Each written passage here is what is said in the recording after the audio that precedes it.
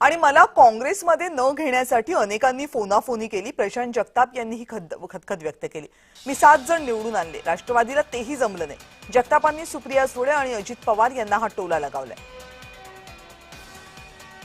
विजयजी वडेट्टीवार साहेब जे आमचे विधिमंडळाचे गटनेते आहेत, या सगळ्यांचे मनस्वी आभार। वरच्या बाजूला माननीय राहुलजी गांधी साहेब, माननीय खरगे साहेब जे राष्ट्रीय अध्यक्ष आहेत, माननीय सोनिया गांधीजी मॅडम, माननीय प्रियंका गांधी मॅडम, यांचे सगळ्यांचे आभार। आणि शहर स्तरावरचे पण नेत्यांचे आभार, कारण की पहिले 48 तास खूप प्रेशर होता। जसं प्रशांत जगतापनी जुन्या पक्षाचा राजीनामा दिला, त्याच्यानंतर काँग्रेसमध्ये मला घेण्यात येऊ नये अशा प्रकारे पण काही लोकांनी फोनाफोनी केली, खूप त्या ठिकाणी प्रेशर आणण्याचा प्रयत्न केला। पण काँग्रेसनी जी भूमिका घेतली त्याबद्दल काँग्रेस पक्षाला सॅल्यूट आहे।